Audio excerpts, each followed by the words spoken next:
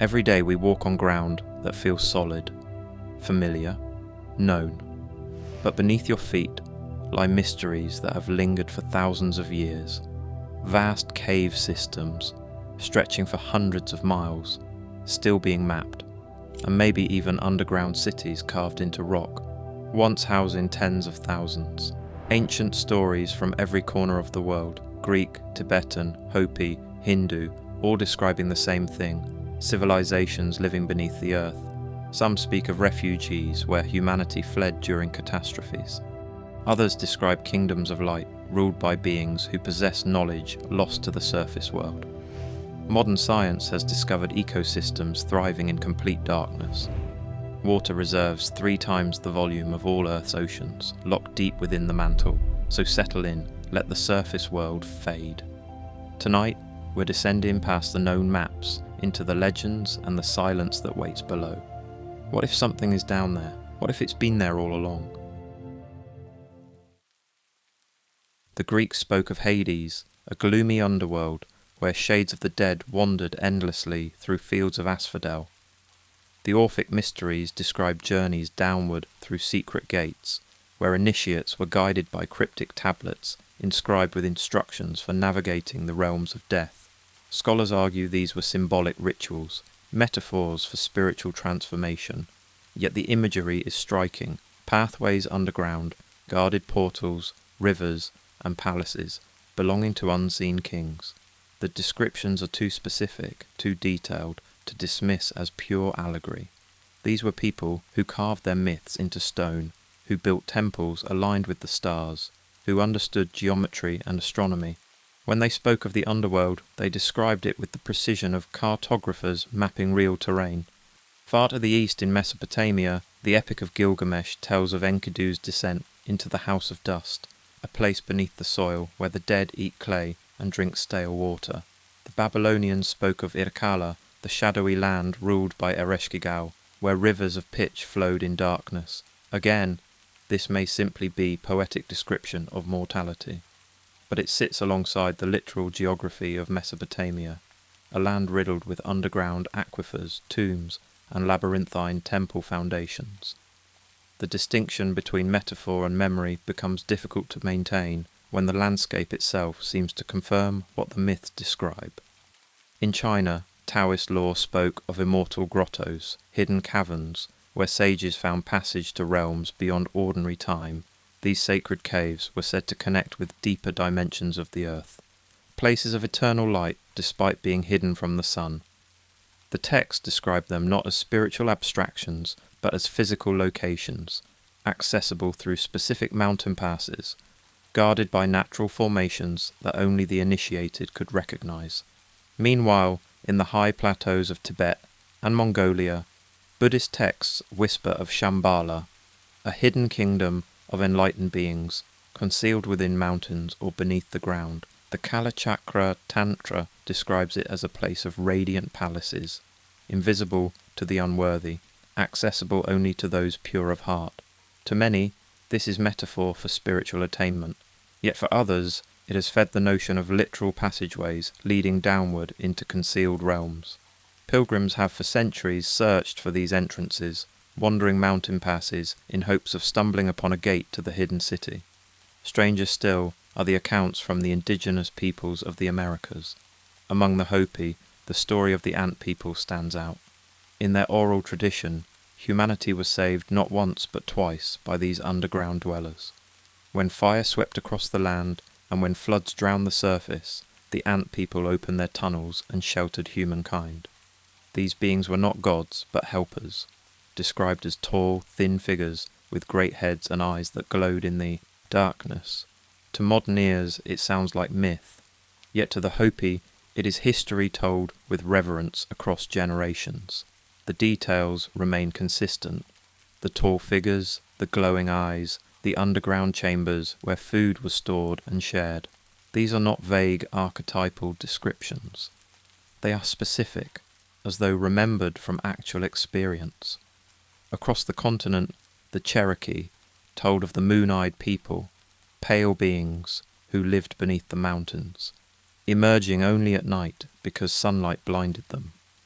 The Mandan tribe of the plains recounted that their ancestors once lived underground until they followed a guiding spirit to the surface. The Zuni spoke of emerging from underground caverns into the daylight. Even the Sioux carried stories of people beneath, guardians who occasionally rose to the surface. The pattern repeats across geography and language groups that had no contact with each other.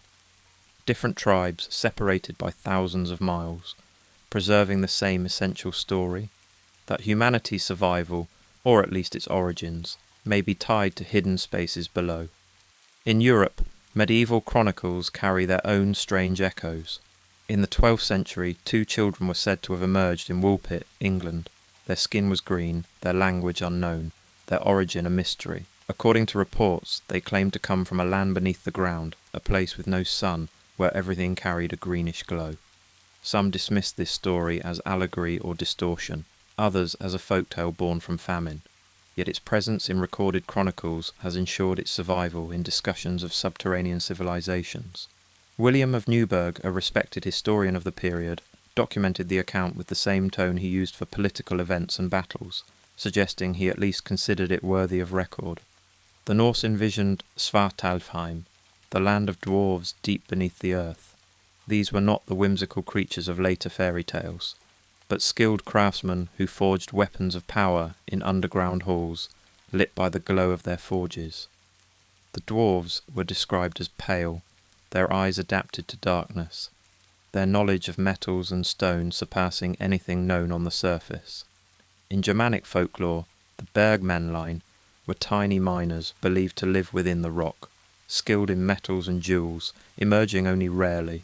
Though often seen as mythological, their stories reflect the reality of miners' lives. Men descending into darkness, hearing echoes and knocks in the rock that seem to belong to someone unseen. In Africa, the Dogon of Mali describe contact with beings from beneath and beyond who taught them about the stars and the cycles of time. Though most scholars interpret these tales as symbolic or misrepresented by outsiders, they echo the global motif of wisdom hidden beneath. Meanwhile, Zulu stories speak of a Bantu Bomlambo, people of the earth who live in vast subterranean spaces, surfacing only at night. The San, people of southern Africa, tell of a time when their ancestors emerged from a hole in the ground, led by a mantis who showed them the way to the surface world. Again, the emergence myth, the idea that humanity came from below, not above.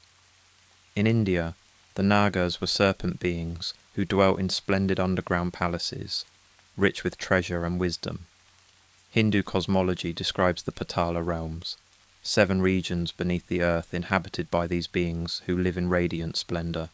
Unlike the Christian hell, Patala is not a place of torment, but of beauty, wealth, and knowledge. Its palaces are said to glow with radiant jewels that provide light in the absence of the sun. This subterranean kingdom is ruled by Vasuki, king of serpents, and guarded by divine forces. The texts describe not abstract spiritual planes, but physical locations with geography, architecture, and inhabitants who interact with the surface world. The Aztecs spoke of Mictlan, the layered underworld through which souls travelled after death, but also a place where the living could venture if they knew the paths. The Maya described Xibalba, the place of fear, an underground realm ruled by death gods, but also containing temples, ball courts, and rivers. These were not simply metaphorical journeys of the soul. They were places with specific entrances, often located in caves. The Maya built their cities near cenotes, sinkholes that led into vast, flooded cave systems. To them, these were portals to Xibalba, and archaeologists have found offerings, bones, and artifacts at their depths, suggesting the Maya treated these caves as literal gateways to another realm. The sheer consistency is striking. Cultures separated by thousands of miles, with no contact between them, all preserve the same memory. A time when beings lived beneath the ground, when humanity took refuge in caves during catastrophe, when knowledge was hidden in the depths. Some describe these underground dwellers as helpful, like the Hopi ant people. Others describe them as powerful and dangerous, like the Greek rulers of Hades or the Hindu Nagas, but all agree on the basic fact: the underworld is not empty, it is inhabited. Why does this idea appear so universally? Skeptics argue that caves are universal, and so myths about them naturally develop independently. Humans everywhere seek shelter in caves during storms, during war, during disaster. It's natural that these experiences would be encoded in mythology. The underworld becomes a projection of the cave, magnified through storytelling into vast kingdoms. Psychologists add that caves represent the unconscious mind, and myths of subterranean beings are projections of humanity's own hidden fears and desires. The journey underground is a journey inward, a descent into the self, but this explanation doesn't account for the specificity. Why do so many cultures describe not just caves, but organized societies? Why do the Hopi describe the ant people in such detail, their appearance, their behavior, their willingness to help? Why do the Greeks map the underworld with such precision, naming its rivers, Styx, Acheron, Lethe, and describing the geography of its regions? Why do the Hindus describe the architecture of Patala's palaces, the jewels that light them, the serpent kings who rule? These are not vague archetypal images. They are detailed accounts, passed down with care, preserved across generations. And then there are the physical structures themselves. In Cappadocia in central Turkey, beneath the volcanic plateau, lie sprawling underground cities such as Derinkuyu and Kaymakli. Derinkuyu, the largest known, could house as many as 20,000 people. Its passages extend downward across multiple levels, complete with ventilation shafts, stables, wells, kitchens, and even chapels. Archaeologists believe these labyrinths were carved as early as the first millennium BCE, later expanded by early Christians seeking refuge from persecution.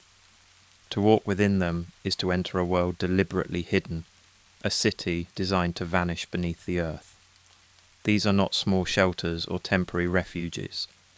They are fully functional cities, capable of sustaining large populations for extended periods. Derinkuyu is not alone. Across Cappadocia, hundreds of such subterranean complexes have been found, interconnected by tunnels stretching for miles. The scale of these constructions astonishes scholars even today. They are evidence that vast populations lived and thrived underground, at least temporarily, protected from enemies above. While mainstream history sees them as defensive refuges, the fact remains: large-scale subterranean living is not only possible, it has precedent. If humans in Cappadocia could build underground cities capable of housing thousands, what else might exist deeper, older, still undiscovered? Elsewhere, similar structures appear. In Malta, the Hal Saflieni hypogeum, dating to around 4000 BCE, is a 3-level underground temple complex carved with remarkable precision. Its chambers include acoustic features that amplify sound in ways modern engineers still study. Some theorists suggest it was used for ritual contact with the underworld, while others propose it was part of a hidden tradition of subterranean worship. Its scale and purpose remain enigmatic, leaving archaeologists to wonder whether it was symbolic or functional, or perhaps both. The oracle chamber within the hypogeum produces resonance at a frequency that, according to studies, can induce altered states of consciousness. Was this intentional? Were the builders aware that certain sounds in certain spaces could open doorways, not physical ones, but perceptual? In the Andes, stories of tunnels beneath Cusco speak of treasures hidden by the Inca before the Spanish conquest. Some chronicles describe labyrinths extending for miles, though most entrances have collapsed or remain unverified. In 2000, researchers rediscovered parts of the Chincana labyrinths on the island of the Sun in Lake Titicaca, lending some credibility to the old legends. Whether these tunnels were intended as storage, ritual passages, or secret escape routes, they add to the global pattern of vast human-made spaces beneath the surface. Spanish chroniclers recorded that when the Inca emperor Atahualpa was captured, his followers sealed vast networks of tunnels to prevent the conquistadors from finding the empire's gold. To this day, treasure hunters and explorers search for these passages, and occasionally new sections are found, collapsed, flooded, but real. Then there are the natural caves themselves, silent yet compelling. In 1994, explorers discovered the Cueva de los Cristales Mis in Mexico, a cavern filled with crystals so vast they dwarf the human body. Some measured more than 10 meters long, shining like pillars of another world. It is only one among thousands of caves yet to be mapped. Each discovery feeds the question, if nature can create chambers so vast and so alien in beauty, why should imagination not populate them with hidden societies? In Vietnam, Son Doong Cave is so immense that it contains its own jungle, river, and weather system, with clouds forming inside its cavernous expanse.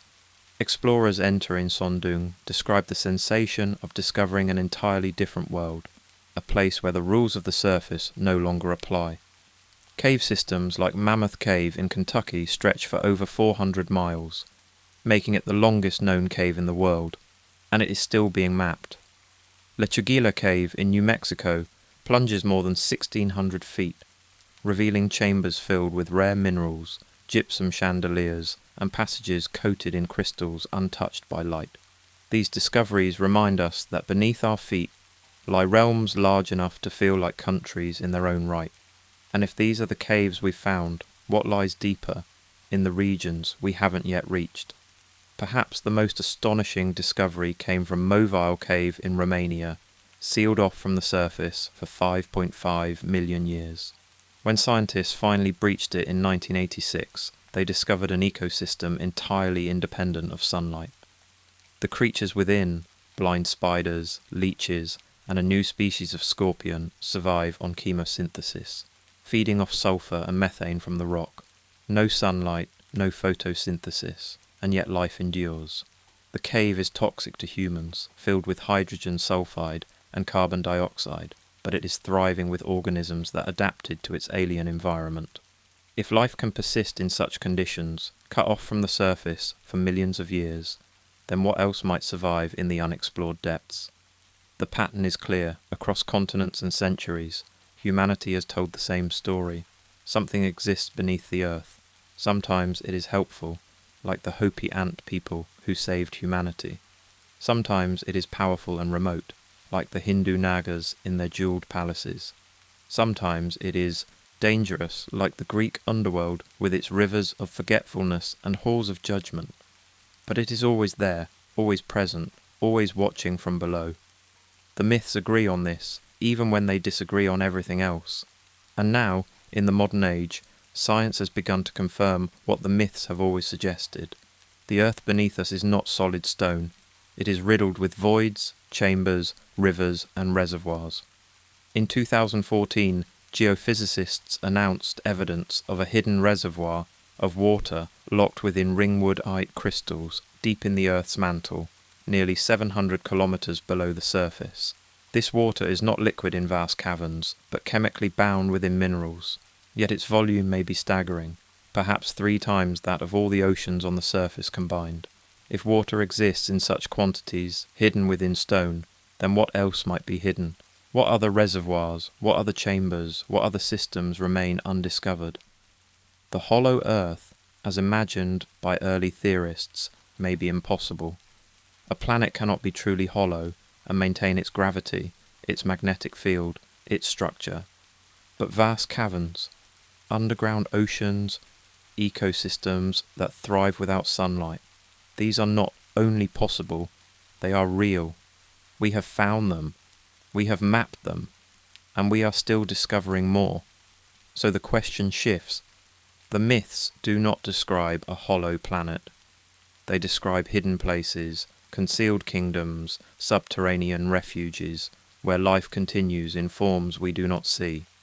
And if the myths are memory rather than invention, if they preserve fragments of encounters, of knowledge, of survival, then perhaps what we are looking for is not a hollow earth, but a hidden one, not an empty shell, but a labyrinth of chambers, tunnels, and spaces where something, whether human, animal, or other, might still dwell, unseen, beneath our feet. The descent has only just begun. The surface world is loud, bright, mapped. But beneath it lies silence, darkness, and mystery. And in that mystery, the old stories wait, patient as stone. In the late 17th century, Edmund Halley, the astronomer who tracked the comet that bears his name, proposed something extraordinary. In 1692, he published a paper in the Philosophical Transactions of the Royal Society, suggesting that the Earth might be hollow, containing concentric shells, and possibly even inner light. Halley's suggestion was not meant as fantasy, but as an explanation for puzzling variations in compass readings. Magnetic fields, he reasoned, might be produced by multiple layers within the Earth, each rotating independently. Though dismissed today, it remains one of the earlier scientific seeds for the notion of a habitable world inside our own. Historians still debate whether Halley truly believed in this model or merely used it as a convenient hypothesis. But the idea, once planted, refused to die. By the early 19th century, the hollow Earth had found a new champion. In 1818, an eccentric American named John Cleves Sims Jr. began to campaign for a government expedition to locate massive holes at the poles, gateways, he claimed, to the hollow interior of Earth. His circulars, distributed widely across the United States, proposed colonizing these lands and opening trade with the advanced civilizations dwelling inside. Sims was not a cartographer or scientist, but a soldier and dreamer. His proposal was ridiculed by officials, yet it drew public attention and inspired literature, including novels that blurred fact and fantasy. His son would later try to carry forward the dream, though no such expedition was ever granted official sanction. Sims's obsession revealed something curious, even in an age of reason. The hunger for hidden worlds endured. The idea spread through maps as well. In the 16th century, the Flemish cartographer Gerardus Mercator depicted the North Pole not as ice, but as an opening, a whirlpool drawing in the oceans with 4 great rivers converging toward a central landmass. At the heart of this geography lay a black mountain, Rupes Nigra, said to rise like a pillar at the world's centre. Scholars have long debated Mercator's source. Some say he was influenced by Norse legends of Hyperborea, a land beyond the Arctic winds. Others believe he drew from lost manuscripts of medieval travellers, perhaps coloured by the apocryphal tales of explorers who claimed to have ventured farther north than ships could survive. Whatever its origin, the map created ripples of speculation. If there was an opening at the top of the world, could it lead downward into an unseen domain?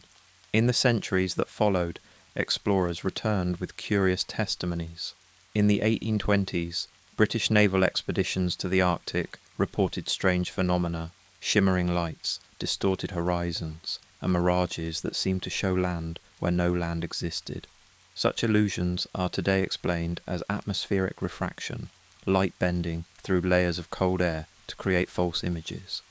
Yet they fueled speculation about hidden lands, beyond the reach of ordinary navigation.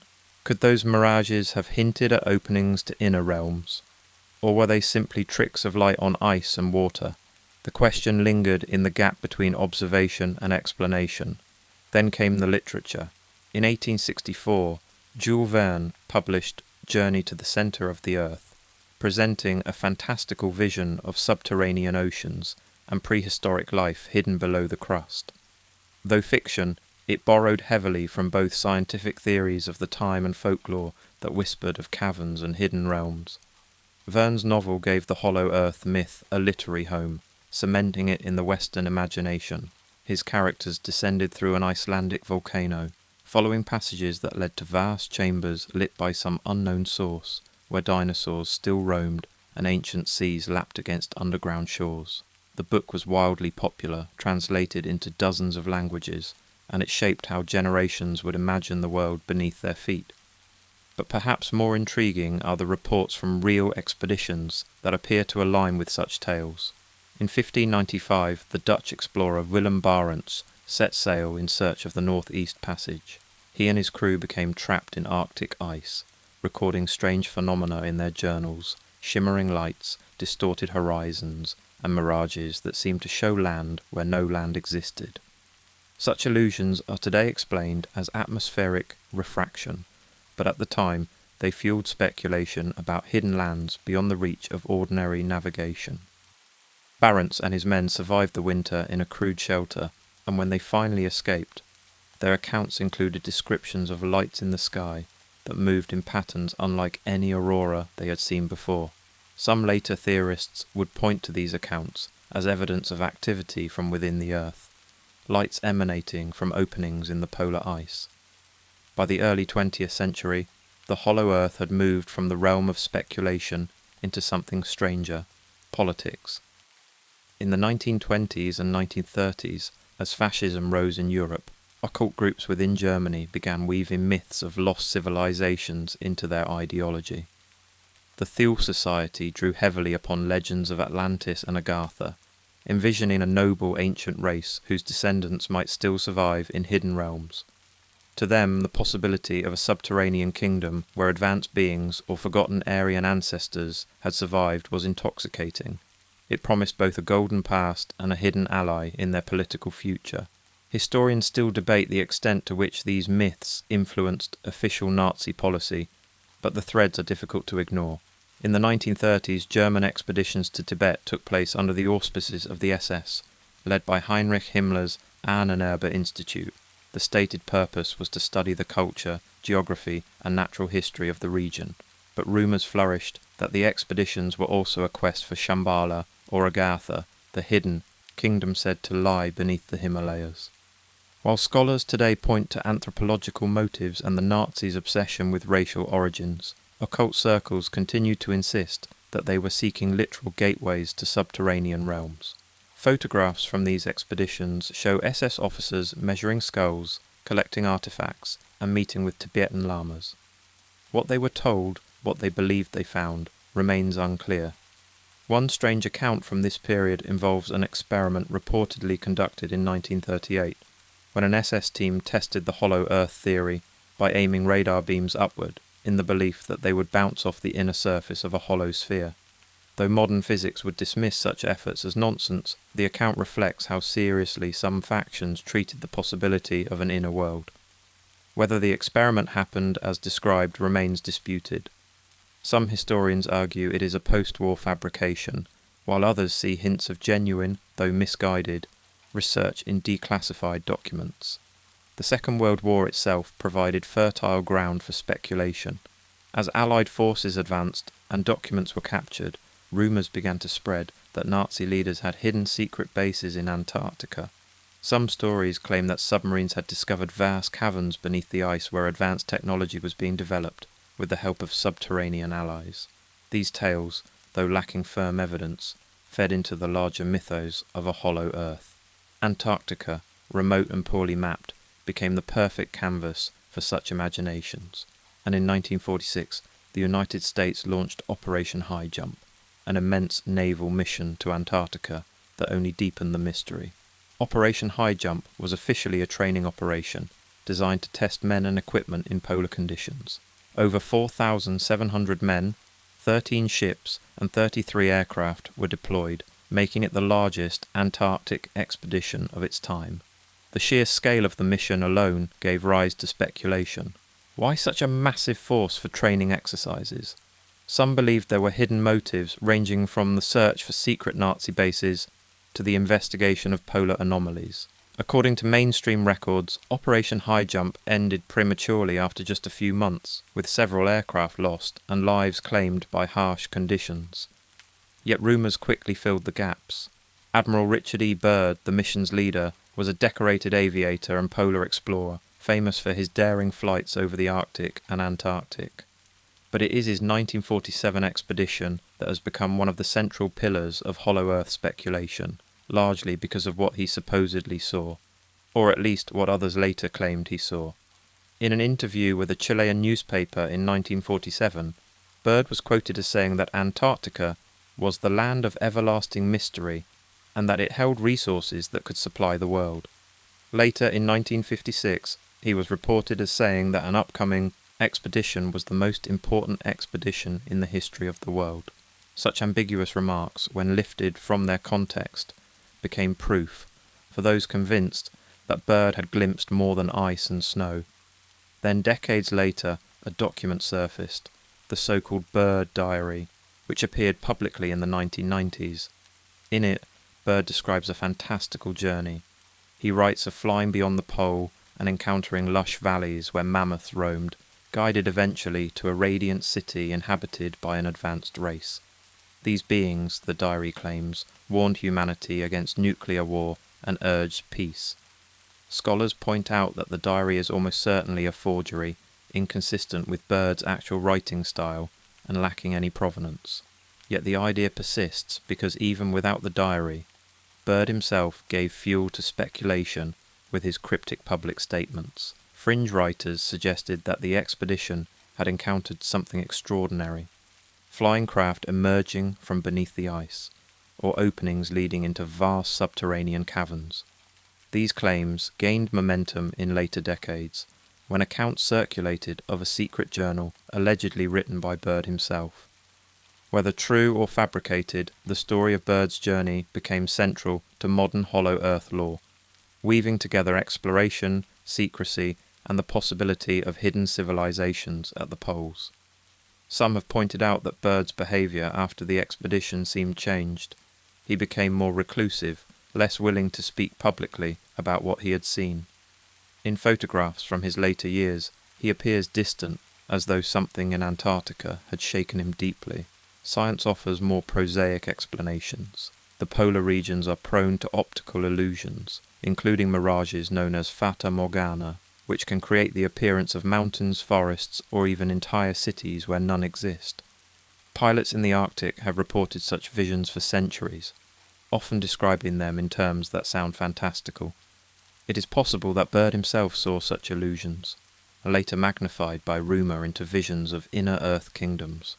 The mind, under stress and isolation in the extreme cold, can play tricks. Light refracts strangely through ice crystals. The horizon bends. What appears to be solid land may be nothing but reflected sky. And yet the story endures. Could an experienced explorer, trained in navigation and observation, have truly mistaken an optical illusion for a hidden world? Or is it possible that he witnessed something unexplained, something that official records have since concealed? The question lingers in the gap between documented history and whispered legend. Bird died in 1957, leaving behind a legacy of exploration and a shadow of mystery. For those drawn to Hollow Earth theories, his journeys stand as tantalizing evidence that there may indeed be entrances to hidden civilizations at the poles. For skeptics, they are a case study in how easily myths can grow from a mixture of ambiguous remarks, forged documents, and human longing for discovery. But Bird was not the only explorer whose accounts fed the legend. In the 19th century, reports came from whalers and sealers who ventured into the Arctic, describing open water where there should have been ice, warm currents flowing from unknown sources, and seabirds flying north as though towards some hidden land. These observations were recorded in ship's logs, documented by captains who had no reason to invent such details. Some theorists argue that these reports point to openings in the polar ice, gaps through which warmer air from the Earth's interior might flow. Then there are the maps themselves. A 17th century map known as the Nova Orbis Tabula depicted not only continents but also underground regions, illustrated with passages leading downward. The cartographer was less concerned with accuracy than with imagination, yet the presence of such designs shows how natural it seemed to Renaissance minds that the Earth might contain entire worlds within. And in the 20th century, explorers like Roald Amundsen and Ernest Shackleton, who reached the poles and survived to tell their stories, never reported anything as fantastical as inner kingdoms.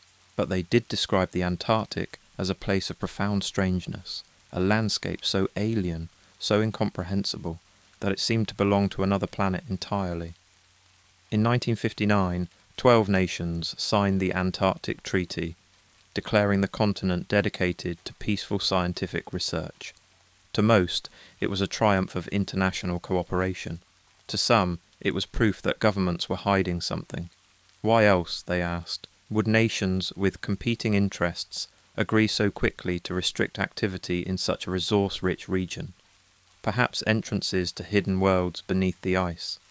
The treaty remains in effect today, and while scientists conduct research across the continent, vast regions remain unexplored. Satellite imagery has mapped much of the surface, but beneath the ice, beneath miles of frozen water, lies a landscape we have barely glimpsed. And there are anomalies. In 2018, scientists discovered a massive void beneath Antarctic ice, nearly the size of Manhattan, forming as the ice melted and shifted. While this does not suggest a hollow Earth, it shows how much can remain unseen beneath the surface. Subglacial lakes, such as Lake Vostok, have been found hidden beneath miles of ice, sealed off from the outside world for millions of years. When scientists finally drilled into Lake Vostok in 2012, they discovered microbial life, organisms that had survived in complete isolation, adapting to conditions that should have been impossible. If life can endure there, what else might exist in the unexplored chambers beneath the ice? The maps, the expeditions, the rumours, and the secrecy all converge into a single question. What lies at the poles? Are they simply frozen wastelands, or do they conceal something more? Passages, caverns, or entrances to realms that have remained hidden for millennia. The stories refuse to fade. Each new expedition, each discovery of an underground lake or subglacial valley feeds the possibility that somewhere beneath the ice, the old legends might be true. In 1963, a farmer in Cappadocia, Turkey, was renovating his home when he knocked down a wall and discovered a room he didn't know existed. Behind that room was a tunnel. Behind that tunnel was another room. He kept digging, and what he found would rewrite our understanding of what humans are capable of building. Beneath his house lay an entire city, carved into volcanic rock, extending downward through multiple levels. Derinkuyu, as it came to be called, could house up to 20,000 people. And it was not alone. Derinkuyu is not a small shelter. It is a fully functional city, descending at least 8 levels deep, though some archaeologists believe there may be more levels that remain sealed or collapsed. The city contains ventilation shafts that extend hundreds of feet to the surface, ensuring fresh air reached even the deepest chambers. It has wells, kitchens, stables for livestock, wine and oil presses, and even chapels. The tunnels are wide enough for people to move through comfortably, and the rooms are large enough to serve as communal spaces. Massive circular stone doors, each weighing hundreds of pounds, could be rolled into place to seal off sections of the city from invaders. These doors could only be closed from the inside, suggesting that Derinkuyu was designed as a place of refuge, a city built to disappear beneath the earth when danger came. Archaeologists believe Derinkuyu was first carved by the Phrygians in the 8th or 7th century BCE, then expanded by early Christians fleeing persecution. But the scale of construction suggests something more. To carve such a city into solid rock would have required not just years, but generations of continuous labour, and the precision of the ventilation system, the placement of the wells, the design of the passages, all of it speaks to a level of planning and engineering that seems almost too advanced for the tools available at the time. How did they know where to dig to find water? How did they calculate the angles needed to ensure air would flow to the deepest levels? These are questions that remain unanswered, and Derinkuyu is not unique. Across Cappadocia, over 200 underground cities have been discovered, interconnected by tunnels that stretch for miles. Some are small, capable of sheltering a few hundred people. Others rival Derinkuyu in size and complexity. Kaimakli, another massive underground city nearby, also descends 8 levels and could house thousands. The tunnels connecting these cities suggest that the entire region was once part of a vast subterranean network, a hidden world beneath the surface where people could live, work, and travel without ever emerging into daylight. If such a network existed in Cappadocia, what else might exist elsewhere, still undiscovered, buried deeper than we have yet dug? Across the world, similar structures appear. In Malta, the Hal Saflieni Hypogeum is a 3-level underground temple complex carved around 4000 BCE, making it older than the pyramids. The precision of its construction is remarkable. Smooth walls, perfectly aligned chambers, and an acoustic design that amplifies sound in ways modern engineers still study. The oracle chamber, a small carved room within the hypogeum, produces a resonance at a frequency of 110 Hz when someone speaks or chants inside it. Studies have shown that this frequency can affect human brain activity, inducing altered states of consciousness, deep relaxation, and even trance-like states. Was this intentional? Were the builders aware that sound in certain spaces could open doorways, not physical ones, but perceptual? The hypogeum also contained human remains, thousands of them, bones piled in chambers, evidence of ritual burial or perhaps something more. Some of the skulls found within show unusual elongation, a characteristic seen in other ancient sites around the world. Whether this was the result of cranial binding, a practice in some ancient cultures, or something else, remains debated. But the presence of so many remains in such a carefully constructed space suggests that the hypogeum was not just a temple, but a place of great significance, a threshold between the world of the living and whatever lay beneath. In the Andes, stories of tunnels beneath Cusco speak of treasures hidden by the Inca before the Spanish conquest. Spanish chroniclers recorded that when the Inca Emperor Atahualpa was captured in 1532, his followers sealed vast networks of tunnels to prevent the conquistadors from finding the empire's gold. These tunnels, known as chincanas, were said to extend for miles beneath the mountains, connecting temples, palaces, and hidden chambers. Some chroniclers describe labyrinths so vast that those who entered without guides would never return. In the centuries since, explorers and treasure hunters have searched for these passages, and occasionally new sections are found, collapsed, flooded, but real. In 2000, researchers rediscovered parts of the Chincana labyrinth on the island of the Sun, in Lake Titicaca. The tunnels were partially intact, carved with the same precision seen in Inca stone masonry, with walls that fit together so tightly that not even a blade could slip between them. But the tunnels extended farther than the researchers could safely follow, disappearing into darkness where the air grew thin and the passages narrowed. Whether these tunnels were intended as storage, ritual passages, or secret escape routes remains unknown. But their existence adds to the global pattern of vast human-made spaces beneath the surface, spaces that suggest our ancestors saw the underground, not as a place to fear, but as a place to inhabit. Then there are the natural caves, which dwarf even the grandest human constructions. Mammoth Cave in Kentucky is the longest known cave system in the world, stretching for over 400 miles of mapped passageways, and new sections are still being discovered. The cave contains rivers, lakes and chambers so large that entire buildings could fit inside them. Early explorers in the 19th century described finding strange formations, smooth passages that seemed almost artificial, and echoes that carried for minutes, as though the cave itself were speaking back. In New Mexico, Lechuguilla Cave plunges more than 1,600 feet below the surface, revealing chambers filled with rare minerals, gypsum chandeliers, selenite crystals, and formations called rusticles that resemble frozen waterfalls made of stone. The air in Lechuguilla is so pristine, so untouched by surface pollution, that scientists have found bacteria inside the cave that are resistant to modern antibiotics, despite never having been exposed to them. These bacteria evolved in isolation, adapting to their environment over millions of years.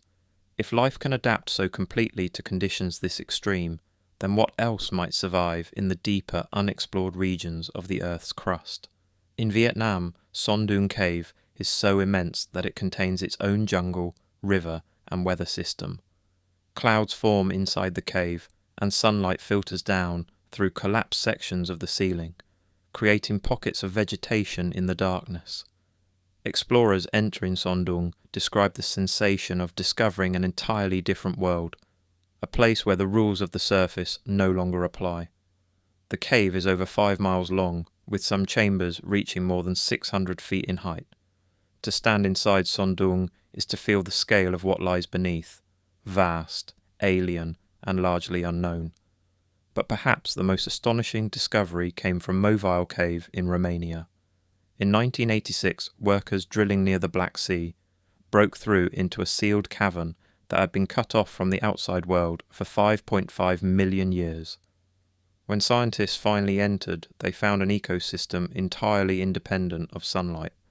The air inside was toxic, filled with hydrogen sulfide and carbon dioxide, but the cave was thriving with life. Blind spiders, translucent scorpions, leeches, and other creatures had evolved in complete isolation, feeding not on plants or sunlight, but on chemosynthesis, chemical reactions in the rock itself. Bacteria in the cave metabolize sulfur and methane, forming the base of a food chain that exists entirely without photosynthesis. If life can persist in such conditions, sealed away for millions of years, then the possibility of entire ecosystems hidden deeper within the earth becomes not just imaginable, but plausible. In Mexico, the Cueva de los Cristales, the Cave of Crystals, was discovered in 2000 beneath a mountain in Nica.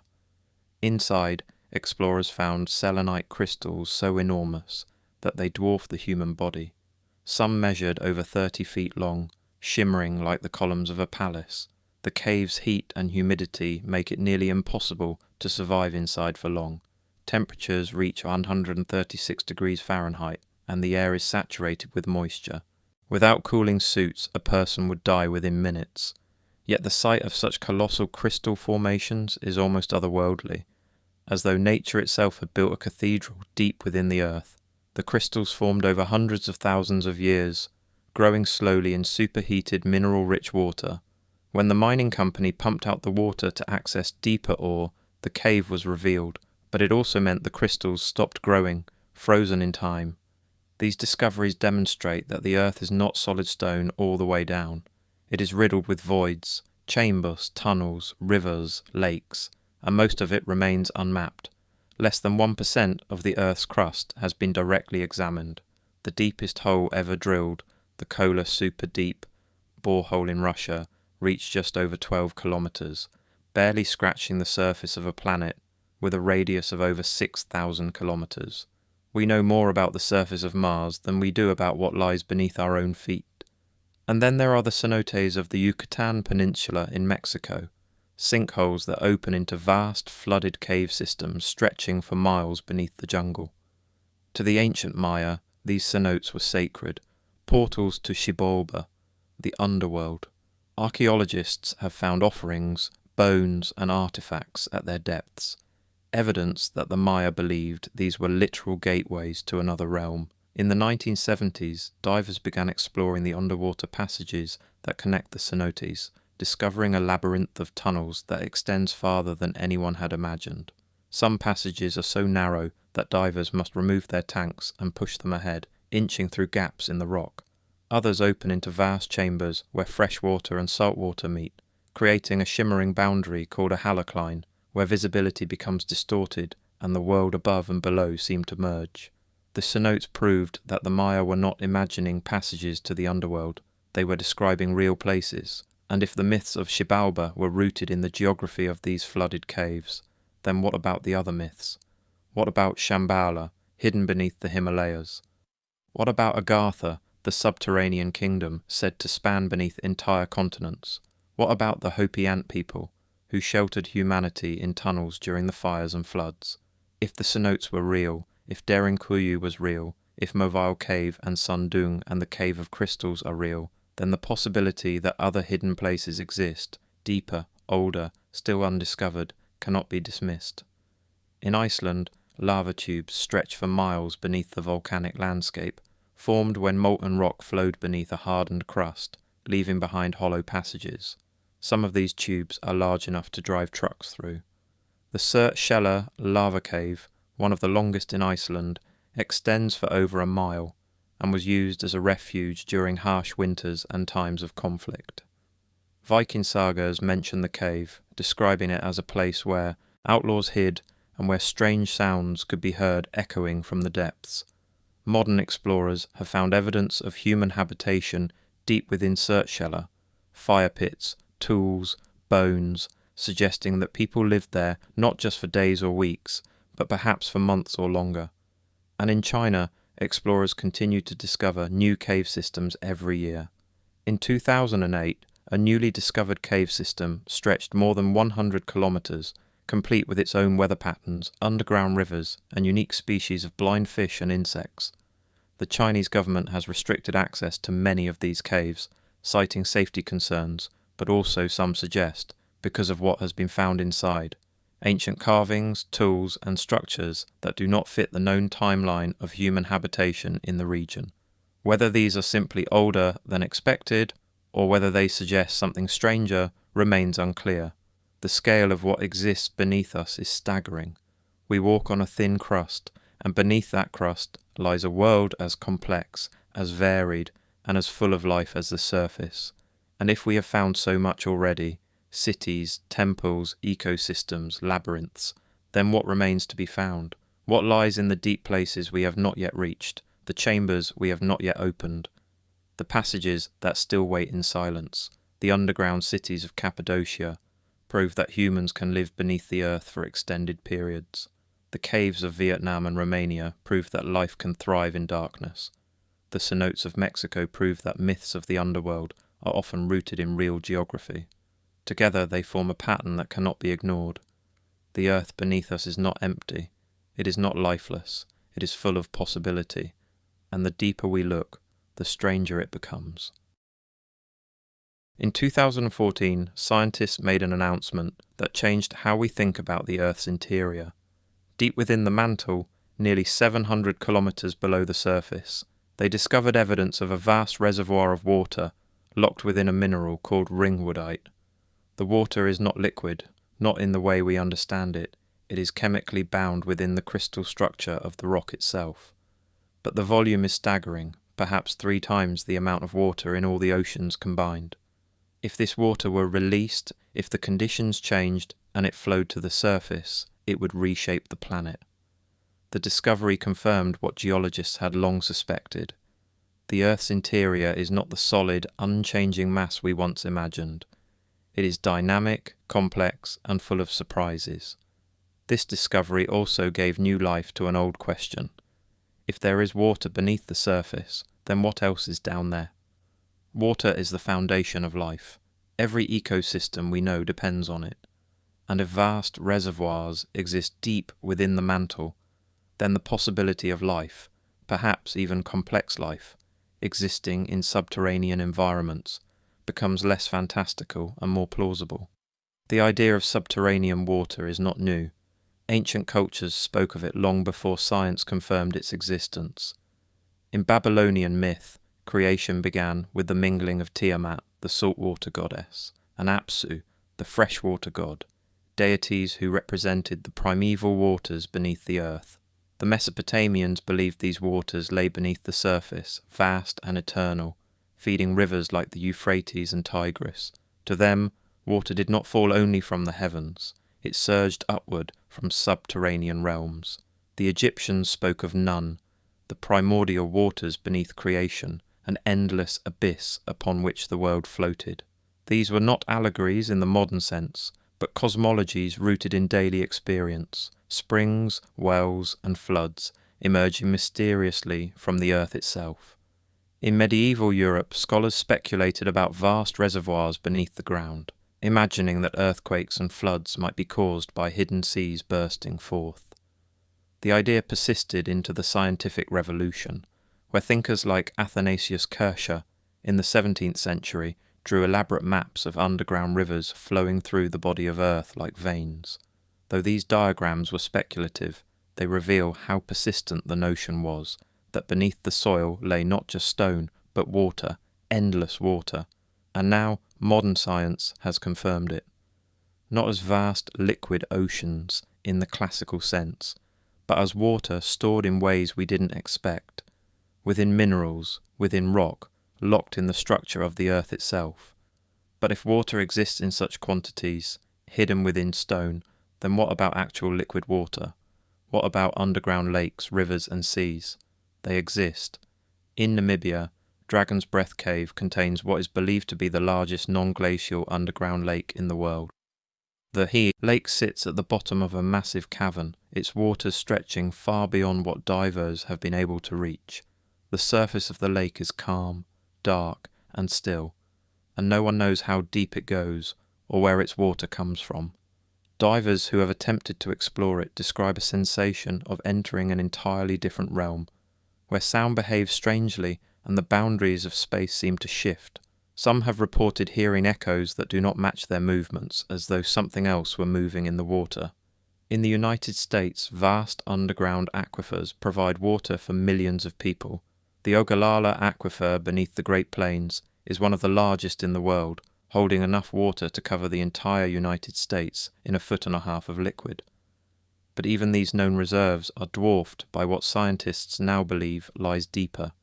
Subterranean water systems exist at depths we have barely begun to explore, and some of these systems may be entirely isolated from the surface, sealed off for millions of years, evolving in ways we cannot predict. Then there are the subglacial lakes of Antarctica. Lake Vostok, buried beneath more than 2 miles of ice, was discovered in the 1990s. It is one of the largest lakes in the world, roughly the size of Lake Ontario, and it has been sealed beneath the ice for at least 15 million years. When scientists finally drilled into Lake Vostok in 2012, they found microbial life, organisms that had survived in complete isolation, adapting to conditions that were thought to be uninhabitable. The discovery confirmed that life can persist in the most extreme environments, cut off from sunlight, feeding on chemicals in the rock and water. If life exists in Lake Vostok, then what exists in the other subglacial lakes that have been discovered beneath Antarctica? Satellite scans have revealed more than 400 of these lakes, some of them larger than Vostok, all of them hidden beneath miles of ice. And in 2018, scientists discovered a massive void beneath Antarctic ice, nearly the size of Manhattan, forming as the ice melted and shifted. While this does not suggest a hollow Earth, it shows how much can remain unseen beneath the surface, how easily vast spaces can exist without our knowledge. But the mystery of subterranean water goes deeper still. In 1812, a series of massive earthquakes struck the Mississippi Valley, known as the New Madrid earthquakes. The tremors were so powerful that they rang church bells in Boston and permanently altered the course of the Mississippi River, making it flow backward for a time. Eyewitnesses reported strange lights in the sky, explosions of sand and water from the ground, and roaring sounds like thunder from below. Geologists today attribute these phenomena to liquefaction, the process by which saturated soil temporarily behaves like liquid during seismic stress, and to the piezoelectric effect, where quartz under pressure generates electrical charges. Yet, to those who lived through it, it seemed as though the earth itself was alive, groaning and reshaping as if in pain. Some reported that water erupted from the ground with such force that it formed temporary lakes, and that the smell of sulphur filled the air, as though something deep beneath had been disturbed. The idea that vast underground bodies of water could influence the surface world is not limited to myth. In 2019, researchers discovered massive continent-sized structures at the boundary between the Earth's mantle and core, composed of dense material whose origin is unknown. These blobs, as scientists call them, lie thousands of kilometers down, far beyond direct observation. What they are and why they exist remains a mystery. Some geophysicists speculate that they could be remnants of ancient tectonic processes, material from the Earth's formation that never fully mixed with the mantle. Others suggest they could be pockets of denser minerals, or even reservoirs of material unlike anything we have found on the surface. If these structures exist, and if water exists in such quantities within the mantle, then the possibility of vast subterranean chambers, whether filled with water, air, or something else, becomes more plausible. And if such chambers exist, then the question shifts. Could they support life? Could entire ecosystems thrive in these hidden spaces, cut off from the surface, evolving in isolation? Mavile Cave in Romania proved that ecosystems can exist without sunlight. The creatures within feed on chemosynthesis, drawing energy from the chemical reactions of sulfur and methane in the rock. The discovery shattered the assumption that all life depends on photosynthesis, on the energy of the sun. If life can persist in a sealed cave for 5.5 million years, then it can persist anywhere conditions are stable enough. And the deeper regions of the Earth, insulated from surface temperature fluctuations, protected from cosmic radiation, supplied with water and minerals, could provide exactly those conditions. Some theorists have suggested that if subterranean civilizations exist, they would not be living in darkness, but in chambers lit by bioluminescent organisms, or by geothermal heat that produces a dim reddish glow. In deep-sea hydrothermal vents, entire ecosystems thrive around boiling water, sustained by bacteria that metabolize hydrogen sulfide. These vents are surrounded by strange, alien-looking creatures, tube worms that grow several feet long, eyeless shrimp and fish that have adapted to the extreme pressure and heat. If such ecosystems exist at the bottom of the ocean, why not deep within the Earth's crust, in chambers where water seeps through cracks in the rock, heated by the geothermal energy below? The Hindu texts describe the Patala realms as places lit by jewels that radiate light in the absence of the sun. Some scholars interpret this as metaphor, but what if it was an attempt to describe something real, bioluminescence, or minerals that glow when exposed to certain conditions? In some caves, calcite formations will fluoresce under ultraviolet light, producing eerie glows of blue, green and orange. In others, certain types of bacteria emit light as part of their metabolic processes. Explorers in Waitomo caves in New Zealand describe entire chambers illuminated by the glow of thousands of glowworms, creating the appearance of a starry sky underground. If such natural phenomena exist in caves we have explored, then what might exist in the deeper, unreachable regions? Then there are the unexplained seismic events. In 1997, seismographs across the globe recorded a strange hum emanating from deep within the Earth, lasting for days. This tremor was not linked to any earthquake or volcanic activity. Scientists eventually connected it to ocean waves interacting with the seafloor, but the explanation felt incomplete. The hum was too sustained, too uniform, and it originated from a depth that did not match typical oceanic processes. Fringe theorists interpreted it differently, as the movements of something vast, hidden, perhaps even artificial, within the crust. Even stranger are the so-called mystery booms, reported in various regions of the world.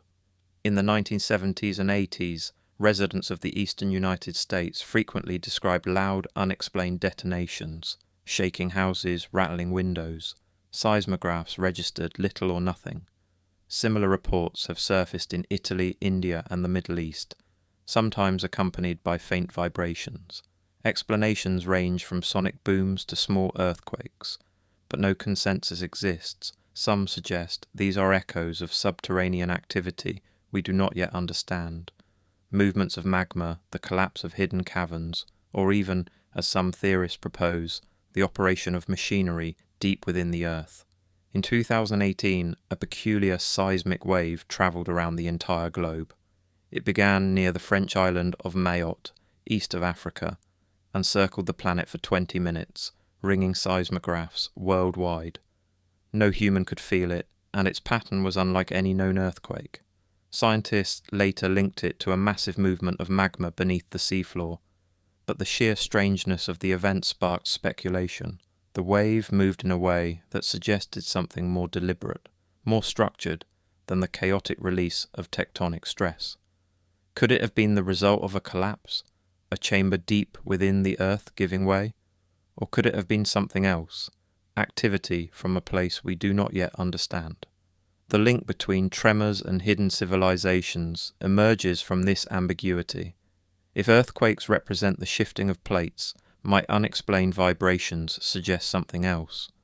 Some theorists argue that movements deep below, regular, patterned, unconnected to fault lines, could be the byproduct of subterranean activity.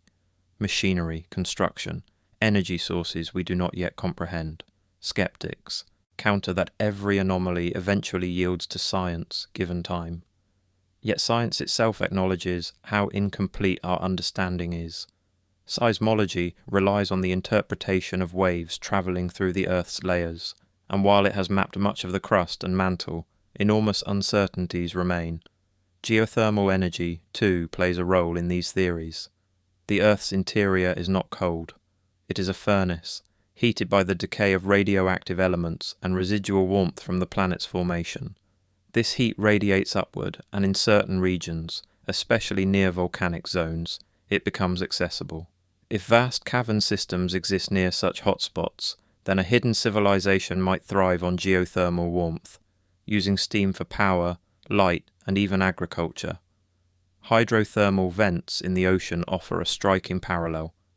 There, in total darkness, ecosystems flourish around boiling water, supported not by sunlight but by chemical reactions. In Iceland, geothermal energy has been harnessed for centuries.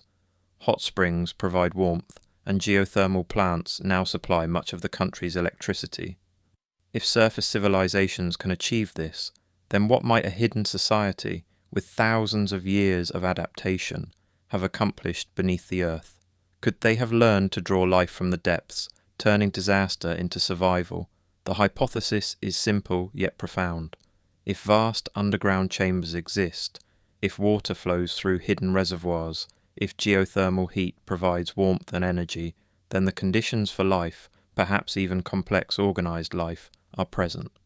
The question is not whether such conditions could exist, but whether anything has taken advantage of them, and if something has, how long has it been there?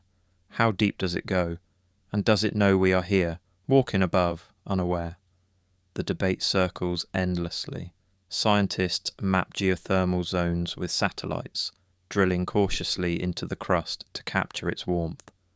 Geologists study seismic data, searching for patterns that might reveal hidden structures, and theorists of hidden civilizations imagine entire cities lit by the glow of magma, powered by steam rising from fissures, sustained by water that has flowed in darkness for millennia.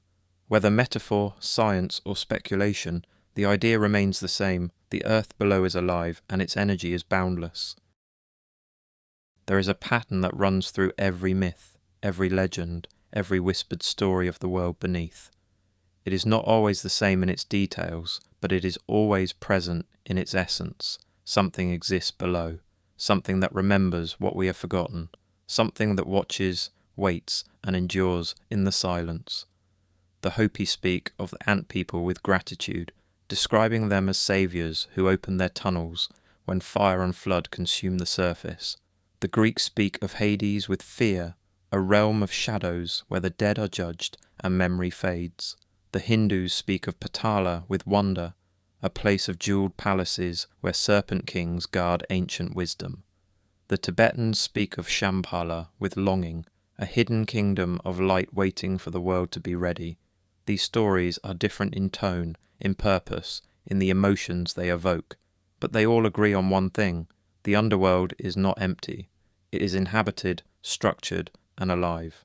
For thousands of years humanity has told these stories, and for thousands of years we have dismissed them as myth, allegory, metaphor, the projections of a fearful mind trying to make sense of mortality, of darkness, of the unknown. And perhaps that is all they are. Perhaps the underworld is nothing more than a symbol, a way of speaking about death, about the unconscious, about the parts of ourselves we bury and refuse to see. But what if it is more than that? What if these stories preserve something real, something that once existed or still exists, hidden beneath layers of stone and time? The evidence does not prove the existence of hidden civilizations. It cannot. We have not found cities of light beneath the Himalayas.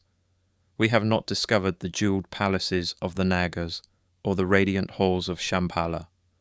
We have not met the ant people in their tunnels, or descended into Agartha's empire beneath the crust.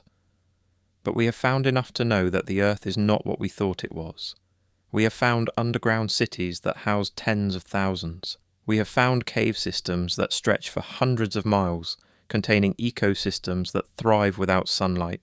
We have found water locked within the mantle in quantities that dwarf the oceans. We have found seismic anomalies, unexplained vibrations, and structures deep within the earth that we do not yet understand. Each discovery opens a door, and behind that door is another question. If Derinkuyu exists, If Moville Cave exists, if Sondung exists, then what else exists that we have not yet found? If humans in Cappadocia could carve entire cities into rock and live there for generations, then why couldn't others have done the same, deeper, older, in places we have not yet reached? If life can survive in a sealed cave for 5.5 million years, feeding on chemicals in the rock, then why couldn't more complex ecosystems exist in the vast, unexplored chambers of the Earth's interior? The answer, from a scientific perspective, is that they could. The conditions exist: water, heat, minerals, stability. All the elements necessary for life are present in the deep places of the Earth. Whether life has taken advantage of those conditions is a different question, one that cannot be answered until we explore further, and we have barely begun. Less than 1% of the Earth's crust has been directly examined. The deepest hole ever drilled reached just over 12 kilometers, a tiny fraction of the planet's 6,000-kilometer radius. We know more about the surface of Mars, more about the moons of Jupiter, than we do about what lies beneath our own feet. The hollow Earth, as imagined by early theorists like Halley and Sims, is almost certainly impossible. A planet cannot be hollow and maintain its gravity, its magnetic field, its structure. The laws of physics do not allow it, but vast caverns, underground oceans, ecosystems sealed off from the surface, evolving in isolation for millions of years. These are not only possible, they are real. We have found them, and every new discovery suggests that there is more, much more, still waiting to be revealed. Perhaps the myths are not describing a hollow planet. Perhaps they are describing something more subtle, more localized, but no less extraordinary: hidden chambers, sealed ecosystems, refuges where life retreated during catastrophe and adapted, evolved, endured. The Hopi ant people may not have been gods or aliens. They may have been people, human or otherwise, who survived in the depths when the surface was uninhabitable. The Nagas of Hindu mythology may not have been literal serpents. They may have been a culture, a civilization that lived in vast cave systems and became mythologized over millennia. Shambhala may not be a kingdom of enlightened beings, but a memory of a place that once existed, a sanctuary hidden in the mountains or beneath them, accessible only through passages now collapsed or forgotten. Or perhaps they are exactly what the myths say they are. Perhaps there are beings beneath the earth, not human, not quite like anything we know, who have lived there for longer than we have walked the surface.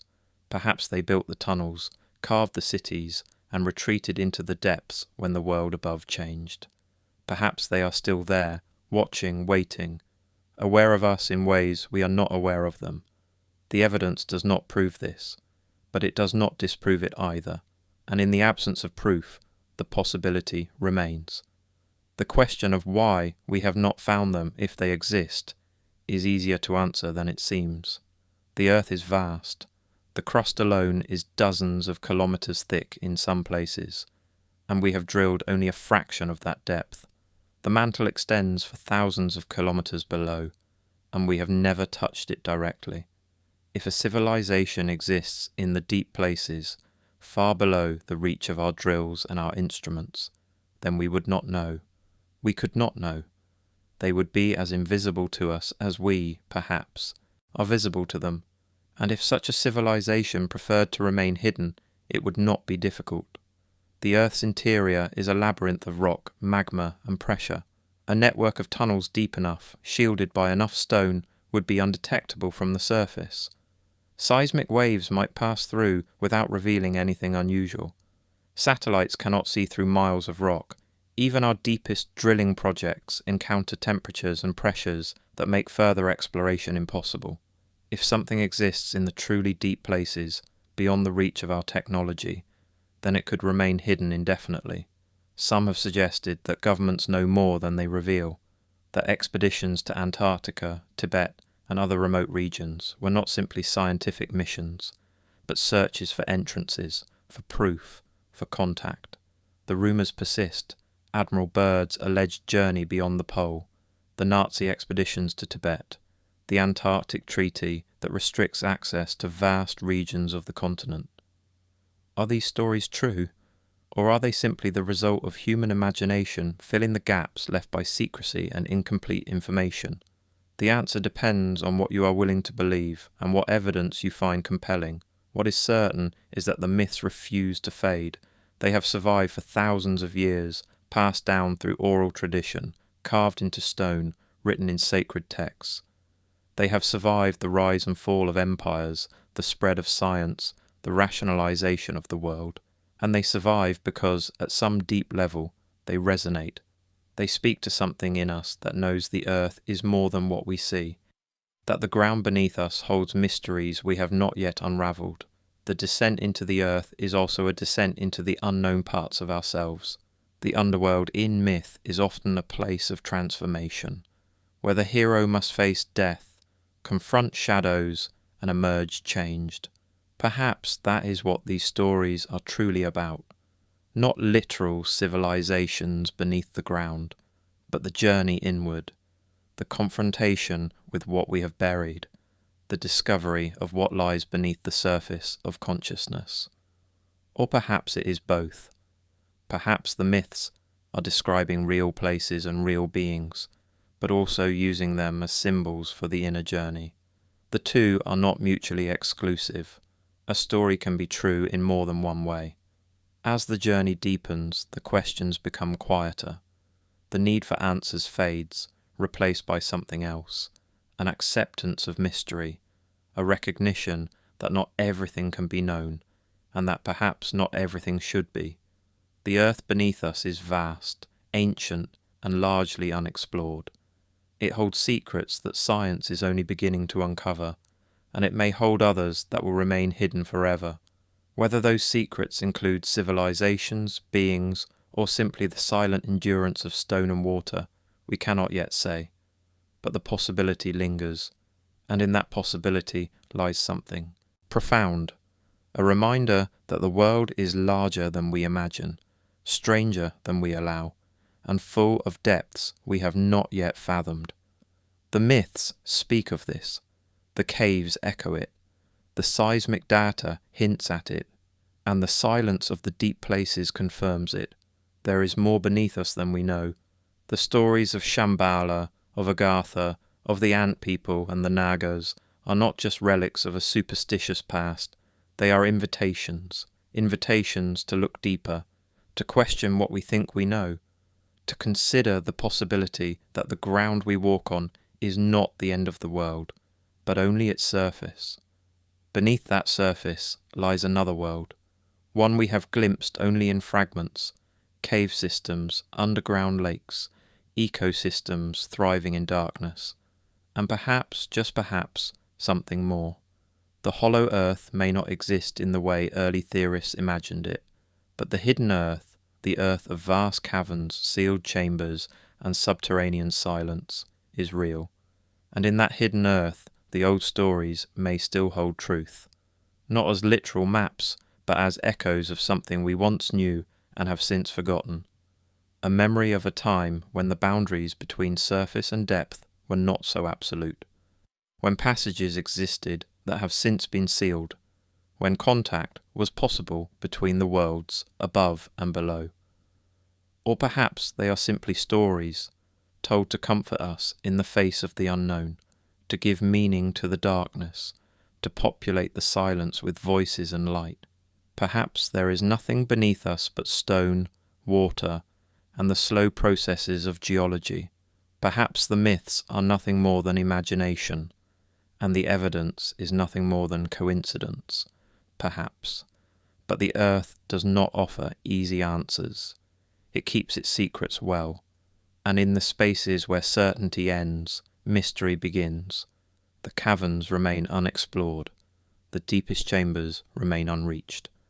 The silence of the underworld remains unbroken, and in that silence the possibility endures that something is down there, waiting, watching, remembering. The descent is complete, but the journey is not over. It never is. Every answer leads to another question. Every discovery reveals how much remains unknown. The earth beneath us is not a closed book, but an open question. And as long as the question remains unanswered, the mystery remains alive. So the story rests here, at the edge of the known world, where the light of the surface fades and the darkness begins, where the myths end and the silence takes over, where the ground beneath your feet feels just a little less solid, a little less certain than it did before. And in that uncertainty, in that quiet unease, the hidden world waits, not demanding to be found, not revealing itself, just waiting, as it has always waited, as it will continue to wait, long after the surface world has forgotten it ever existed. The caves breathe softly in the dark, the underground rivers flow steadily, unseen. The crystals grow, molecule by molecule, in chambers no human has ever entered. And somewhere, in the deepest places, in the silence beyond the reach of drills and seismographs and satellites, something endures. Whether that something is stone, water, life, or memory, we cannot say. But it is there, and it has always been there, beneath us, waiting.